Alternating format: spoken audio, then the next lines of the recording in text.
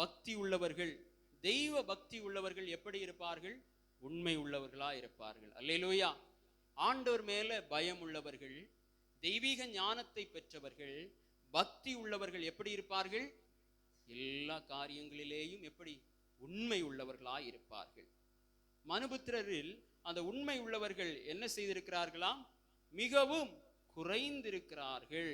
அப்போ உண்மை இல்லாதவர்களை தவிர மற்றவர்கள் என்ன செய்கிறார்கள்? 2வது வசனத்தை வாசிப்போம். அவரவர் தங்கள் தோழரோட பொய் பேசுகிறார்கள். பாருங்கள், அவரவர் தங்கள் தோழரோடு, தங்கள் எதிரியோடு அல்ல, அயலானோடு அல்ல, தன்னோடு இருக்கிற தன்னுடைய சிநேகிதனோடு அவர்கள் என்ன செய்கிறார்கள்? தனக்கு வேண்டியவர்களோடு என்ன செய்கிறார்கள்? பொய்யை பேசுகிறார்கள்.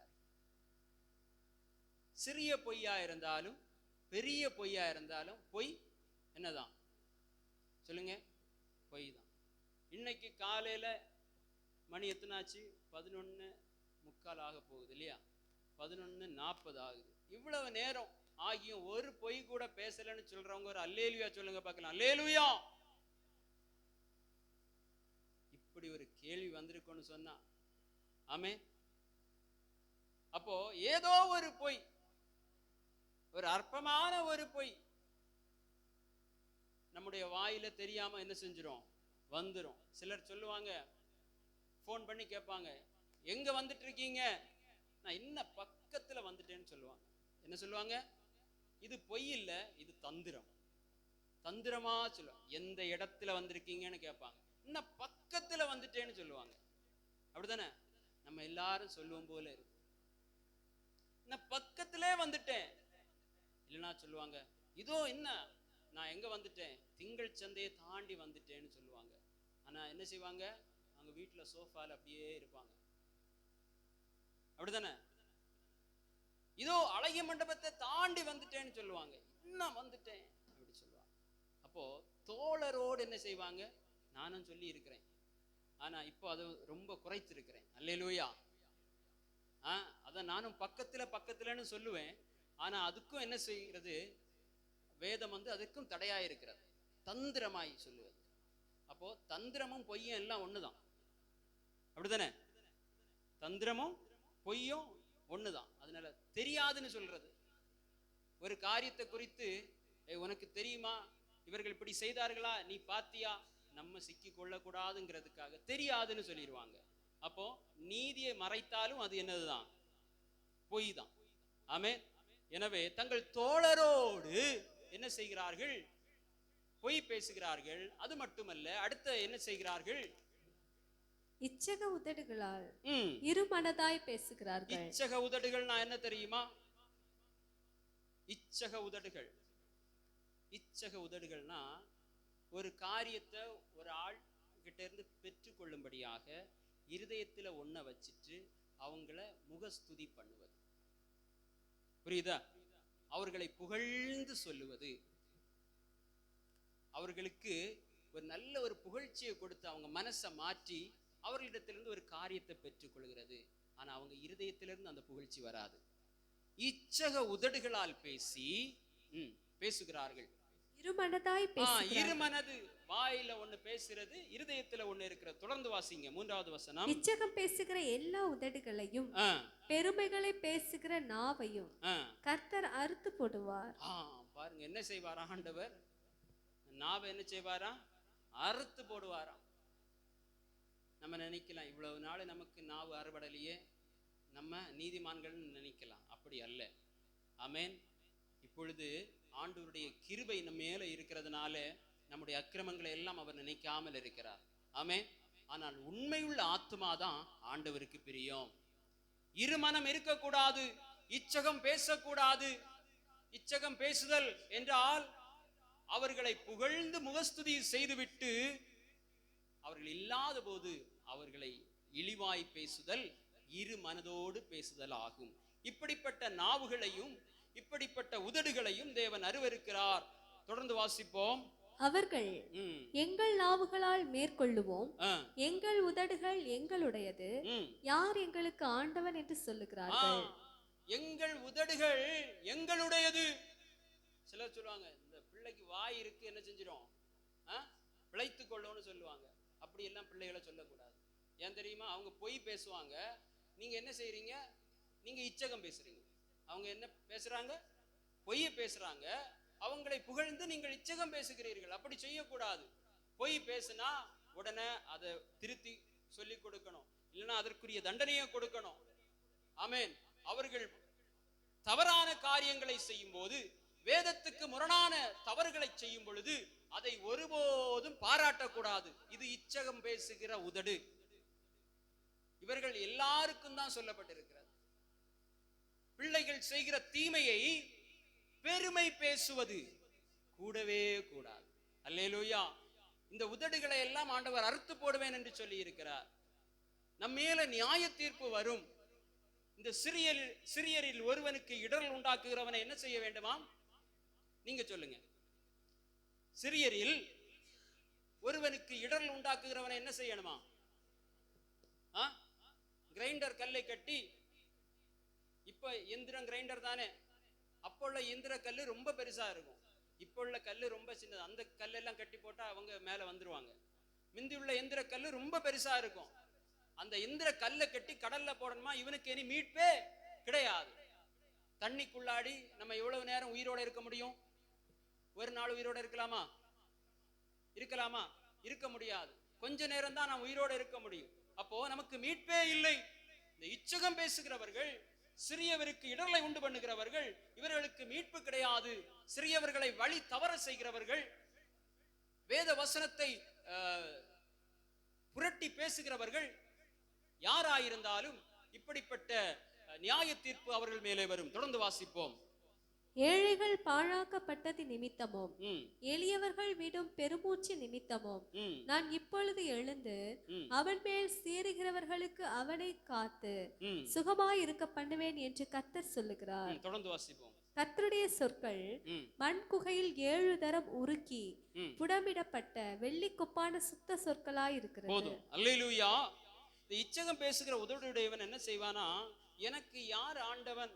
ஆண்டவன் என்றால் ஆளுகை செய்கிறவன். ஆண்டவன் என்றால் யார்? ஆளுகை செய்கிறவன். நமக்கு ஆண்டவர் யார்? கர்த்தராகிய இயேசு கிறிஸ்து நம்மை ஆளுகை செய்கிறவர். ஆளுகை செய்கிறவர் என்றால் யார்? ராஜா. ராஜா என்ன செய்வார்? நியாய தீர்ப்பு கொடுப்பார். அப்போ எங்களுக்கு யார் நியாய தீர்ப்பு கொடுப்பார் என்று சொல்லி, ஏழைகளுக்கு கிடைக்க வேண்டிய பலன்களை, எளியவர்களுக்கு கிடைக்க வேண்டிய சில ஆசீர்வாதங்களை இவர்கள் சில அதிகாரிகளுக்கு முன்பாக போய் என்ன செய்வார்களாம்? இச்சக வார்த்தைகளை பேசி இவர்கள் பெற்றுக் கொள்வார்கள். அப்போ ஏழைகள் பாழாக்கப்படுகிறார்கள், எளியவர்கள் விடும் பெருமூச்சு ஆண்டவருடைய சமூகத்தில் போய் எட்டுகிறது. அப்போ அவர் என்ன செய்கிறாராம்? இவர் ஏழைகளையும் பாதுகாத்து எளியவர்களையும் பாதுகாத்து அவர்களை சுகமாய் என்ன செய்கிறார்? சுகமாய் இருக்க பண்ணுகிறார். பாரு, வாசிங்க.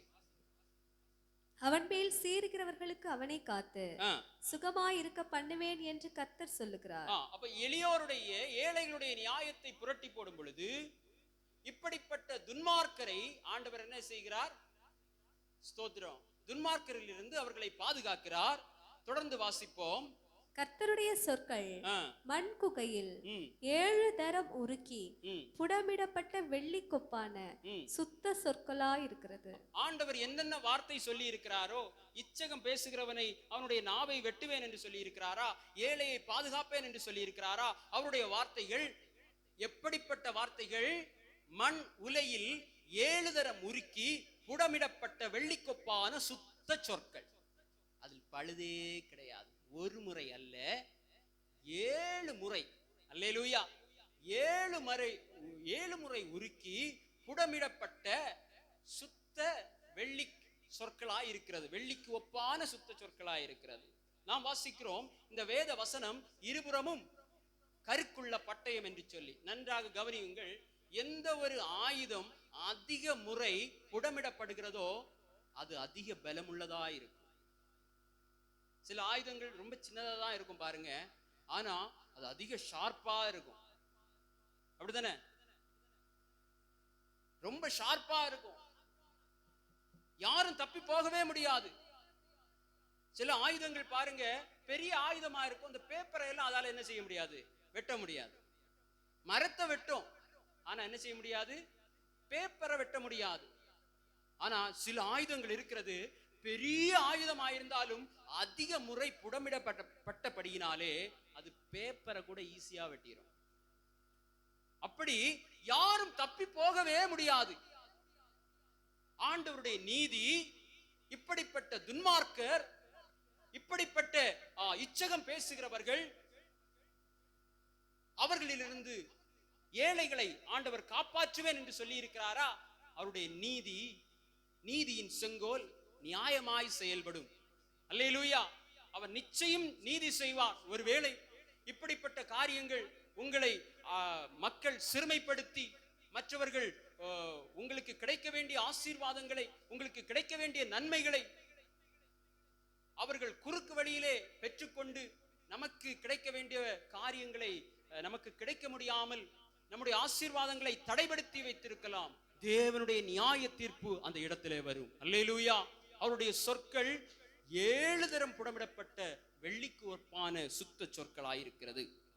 தொடர்ந்து வாசிப்போம். கர்த்தாவே, நீர் அவர்களை காப்பாற்றி அவர்களை என்றைக்கும் இந்த சந்ததிக்கு விலக்கி காத்து கொள்ளுவீர். மனுபுத்திரரில் சண்டாளர் உயர்ந்திருக்கும் போது துன்மார்க்கர் எங்கும் சுற்றி திரிவார்கள். மனுபுத்திரரில் சண்டாளர் உயர்ந்திருக்கும் போது துன்மார்க்கர் எங்கும் சுற்றி திரிவார். சண்டாளர் என்றால் யார்? இவர்கள் யார் என்றால், ஸ்தோத்திரம், சண்டாளர் இது பழைய ஒரு தமிழ் வார்த்தை. இப்போ உள்ளவங்களுக்கு அது புரியாது. இவர்கள் இழிவானவர்கள். யார்? இழிவானவர்கள், இதற்கும் பயனற்றவர்கள், மற்றவர்களை கொடுமைப்படுத்துகிறவர்கள், அநீதி செய்கிறவர்கள், பொல்லாங்கு செய்கிறவர்கள் தான் யார்? சண்டாளர். அப்படிப்பட்ட சண்டாளர் தேசத்திலே உயர்ந்த அதிகாரத்திலே இருக்கும் பொழுது, அல்லது சண்டாளர் ஆட்சி செய்யும் பொழுது, துன்மார்க்க தேசமெங்கும் சுற்றி திரிவார். எங்கு பார்த்தாலும் துன்மார்க்கம் தான் நடக்கும். அப்போ நீதிமான் உயர்ந்திருக்கும் பொழுது நீதிமான்கள் சுற்றி திரிவார்கள், பரிசுத்தவான்கள் சுற்றி திரிவார்கள். அல்லேலூயா, ஸ்தோத்திரம். ஆனால் இந்த சண்டாளர்களுடைய, இந்த துன்மார்க்கருடைய ஆளுகைகள் எல்லாம் முடிந்து ஒரு நாள் ராஜாதி ராஜாவாய் என் தேவன் இந்த உலகத்திலே அரசாளுவார். அல்லேலூயா. தீட்டுள்ளதொன்றும், இந்த பாட்டை பாடுவோமா? சொல்லாத மேலோக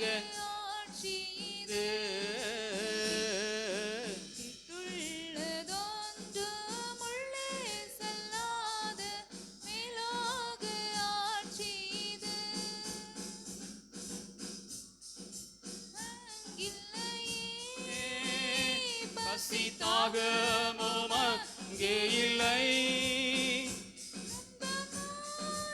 அங்கில்லையே, பசி தாகமும் அங்கே இல்லை. பெரும் அல்லேலூயா முழக்கமே, பெரும் அல்லேலூயா முழக்கமே, பெரும் அல்லேலூயா முழக்கமே. ராஜாதிராஜன் தேவாதி தேவன் வேகம் வருகின்றாரே. ராஜாதிராஜன் தேவாதி தேவன் வேகம் வருகின்றாரே. நாமே சுராஜா வருவார், எந்தன் சுத்தரை ஓ நாமே சுராஜா வருவார், எந்தன் சுத்தரை சேருங்கள் என்பார். சேர்ந்திடுவோம், ஆஹா நாம் அங்கு சேர்ந்திடுவோம், ஆஹா நாம் அங்கு சேர்ந்திடுவோம். ஹல்லேலூயா. தேவ சமூகத்திலே சாட்சி கொடுக்கிறவர்கள் சாட்சி கொடுக்கலாம்.